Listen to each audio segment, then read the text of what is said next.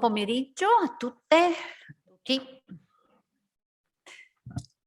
Boa tarde a todos. Estou muito feliz de ter esta oportunidade de celebrar o que para nós é a atividade da UISG. Sabemos que é um ótimo observatório sobre as nossas realidades de vida consagrada feminina no âmbito global. E graças à generosidade de muitas pessoas sensíveis e à profissionalidade de quem trabalha, não faltam os recursos para monitorar a evolução dos sinais dos tempos.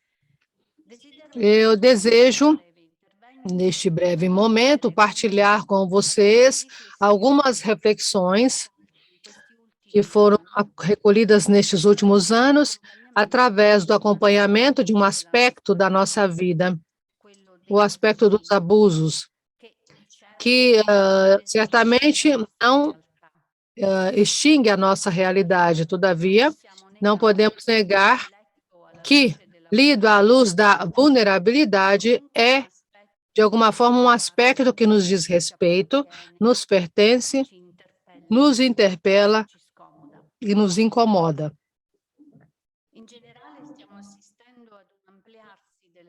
Estamos vendo um ampliamento das problemáticas que emergem através das assinalações de abusos sexuais. E isso nos leva a dizer que realmente eles são a ponta de um iceberg. Muitas vezes, os abusos sexuais são associados a outros tipos de fragilidade do nosso sistema eclesial. Não somente dentro, ou pior, associados a processos doentios, que se fundam em comportamentos chamados hoje por nome, abusos de poder e de consciência. Está diante dos olhos de todos como a mudança de sensibilidade, de cultura, da antropologia, da própria teologia da vida consagrada, da eclesiologia, impulsiona a escolhas fortes, a uma direção de escolhas fortes para uma cultura que passa através da transparência, estruturas adequadas a promover interconexão e subsidiariedade, como também garantir procedimentos justos, respeitosos, que respeitem as pessoas e não autorreferenciais, em defesa da instituição. Quando essas evoluções, os paradigmas de referência não acontecem, o risco é de ver florescer as contradições, que também dizem respeito ao nosso projeto de vida. Eu vou citar aqui somente alguns âmbitos em que a história do hoje, como nós dizemos em italiano, nos está apresentando a conta, ou seja, está nos advertindo que não é possível continuar usando os critérios até agora conhecidos. Primeiro âmbito, a maneira de se relacionar entre irmãs na posição de autoridade e membros de instituto mudou. Hoje emerge com força, e nós encontramos isso no documento Para Vinho Novo e Odres Novos, a necessidade de nos tratar como adultas, de nos envolver nos lentos e trabalhosos processos de discernimento, garantir o respeito dos direitos fundamentais, de nos estimular na partilha dos nossos talentos e na assunção de nossas responsabilidades, de promover relações livres, saudáveis, respeitosas e transparentes para tornar juntos discípulos de Jesus, sem recorrer ao controle e à centralização do vértice. Tudo isso será garantia de sucesso? Essa área de família irá chegar até o cume? Não sabemos, mas por uma questão de integridade e fidelidade ao Evangelho, sabemos que este é o caminho a ser percorrido. E enquanto nós elaboramos novas estratégias, descobrimos que precisamos restabelecer o pacto inicial de uma vida baseada no nós, na construção do nós, no serviço recíproco e também no respeito das regras que nós abraçamos. Sim, porque se trata anche de regras. E como negar isso? Quando chegam superiores gerais que devem recorrer a irmãs que desaparecem, devem procurar irmãs que desaparecem, que criam seus reinos, que conduzem vidas duplas, que alimentam as suas contas no banco, que almejam posições de poder e de prestígio ou interesses pessoais. Muitas vezes nós ouvimos essa pergunta, mas quem é que exerce o abuso de poder aqui?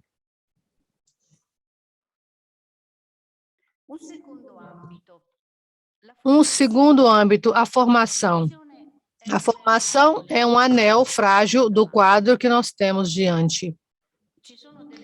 Existem perguntas que são necessárias se fazer continuamente. Quem são as candidatas?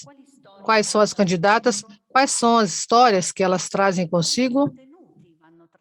Quais conteúdos devem ser transmitidos? E quais negociações, sobretudo se chegam pessoas já numa idade adulta? O ambiente de formação oferece suficiente segurança e tutela?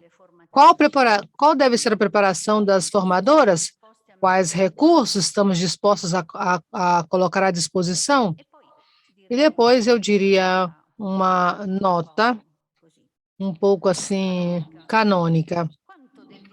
Quanto do direito canônico nós conseguimos transmitir como meio para indicar os valores que abraçamos no momento em que escolhemos este estilo de vida? Muitas vezes nos ouvimos dizer, porém, não pensava que o direito canônico fosse assim útil.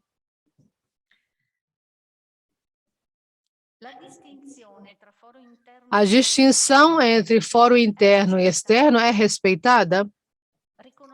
Reconhecemos com coerência a liberdade de escolha de um confessor, de um diretor ou diretora espiritual como um ato importante, sagrado, que diz respeito às esferas mais íntimas da pessoa?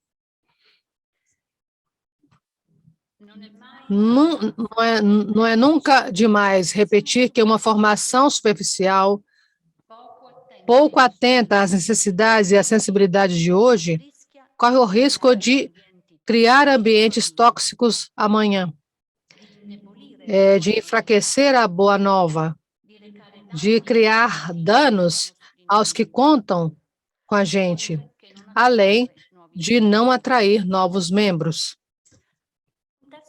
Um terceiro aspecto, o papel da mulher. Chegou a hora de levá-lo a amadurecer nosso papel, a nossa função, para fazer parte realmente de maneira ativa da reforma da igreja em chave sinodal. Sempre Vinho Novo usa expressões muito bonitas para nos encorajar a promover o modelo de sustentabilidade antropológica. Somente assim é possível sair dos esquemas machistas e clericais, diz o parágrafo 18, que impedem a mulher consagrada de ver reconhecida a sua identidade, as capacidades, a dignidade de seu ministério. o seu papel responsável dentro da realidade eclesial. A relação com sacerdotes e bispos sofre muito de modelos que desvalorizam, e as muitas, demais, assinalações que recebemos confirmam isso. Fadigam no estabelecer relações iguais, discriminações e abusos de poder, tratamentos não iguais no trabalho, para não dizer de servimento, de abaixamento, servilismo, pretensão de confrontos de propriedades imobiliárias, terrenos e casas, abusos sexuais e muitas vezes nos confessionários. Na prática, estamos muito longe de ver atualizada a mentalidade evangélica de ser irmãs e irmãos todos. Todavia, o caminho já está traçado diante de nós e atrás não se pode voltar. Nós precisamos de uma coisa junto com a fé e a tenacidade, criar alianças saudáveis entre nós. E nós experimentamos também no trabalho que a Cláudia falava, para nos dar uma ajuda, partilhar os pesos e as alegrias do enfrentar juntos as muitas perguntas que estão emergindo sobre como enfrentar a chaga dos abusos, como garantir prevenção, formação e ação. As perguntas que vocês têm dentro dos seus corações são também as nossas perguntas, porque de respostas nós não temos muitas respostas, estamos procurando.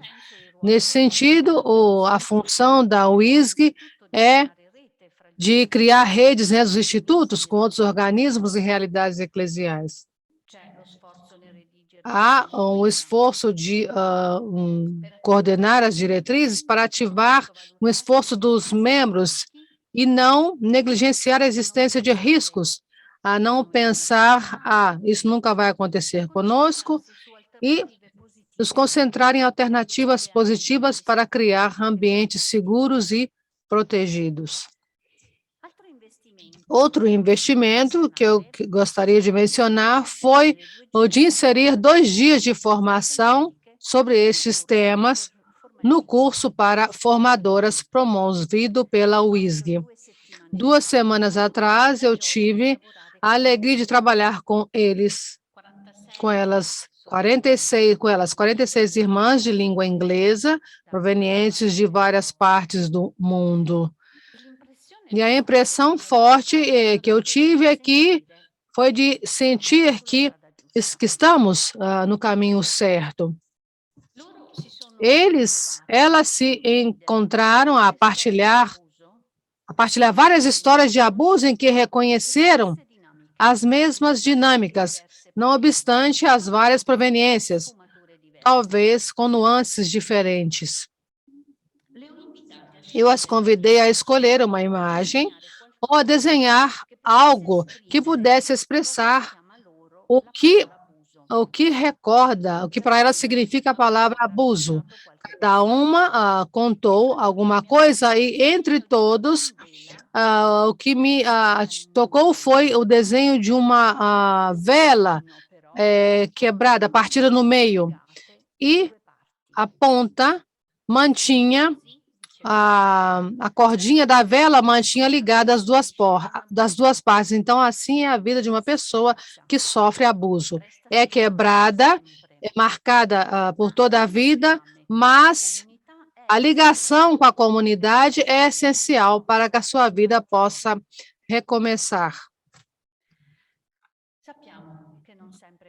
Sabemos que não funciona sempre, mas é necessário tentar. No final dos 2 dias, eu depois perguntei quais foram as palavras-chave que emergiram e que podiam indicar os passos a serem realizados para enfrentar, no âmbito eclesial, esta chaga. Em cada 10 mesas, nas 10 mesas, 5 escolheram a palavra falar claro e depois quebrar as correntes, sofrimento, poder, solidariedade e justiça. Como disse recentemente o Papa Francisco, os jovens, eles têm um filtro pela verdade. Não perdamos os jovens de vista. Caminhemos junto com eles e a parte jovem dos nossos institutos. Devemos envolvê-los no pensamento de artesãos de cuidado. Concluo expressando o meu agradecimento a Deus e aos que devam a meu envolvimento nesta realidade. Não é fácil, todavia, me restitui o sentido profundo de uma consagração que faz da vulnerabilidade minha e dos outros uma ferida para encontrar o ressuscitado.